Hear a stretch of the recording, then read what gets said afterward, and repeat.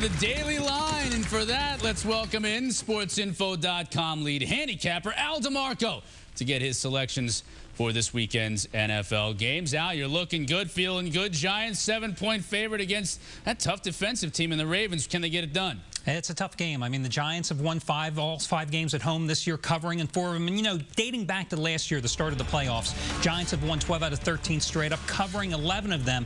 I think the problem here for the Ravens is their 3rd straight road game, their 5th in 6 weeks. Yes, they have the #1 rushing defense, but the Giants are still going to run on them. New York, #2 pass defense against the rookie quarterback. That's why I'm going to go with the Giants in this one. Yeah, Flacco having his opportunity. He's probably not relishing it coming home here to take on the Giants. All right, Falcons, one of the surprise teams in the league so far this year, 6-point favorite against the Bronx. And a great play also at home, 4-0 straight up and against the spread, averaging 32 points in Atlanta this year. You know, they have covered 12 of their last 16 against the NFC over the past couple of years, including 2-0 this season. Meanwhile, Denver 2-8 ATS versus the NFC.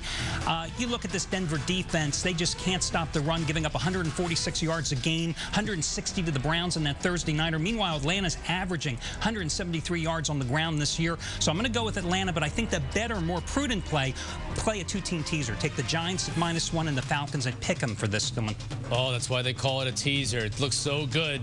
I'll take your word for it on that one. Bucks -4 against the Vikings. Bucks very strong against the run. Adrian Peterson probably not going to have as much success on the road this week. And I think this also helps a lot for the Bucks because they're coming off the bye week. Not only are John Gruden coached teams 10-3 ATS off the bye, including 6-1 at home, but the Bucks needed that time off to get their injuries healed. They may have Cadillac Williams back in the backfield as well. They're 9-4 straight up, 10-3 ATS at home in the series. And Jeff Garcia's really played well lately. Last 3 games, almost 900 yards passing. I'm going to lay it with Tampa. Going with Tampa Bay at home. Rams 3-point favorite at Seattle. Well, you know, a lot of people say this is the Rams' difficult game because they're coming off the short week off the Monday nighter. But look, Seattle had a tough road as well. Playing at Miami, flying back to Seattle, that's the most brutal road trip in the NFL. Last 3 road games for the Rams, they've averaged 31 points a game, 465 yards.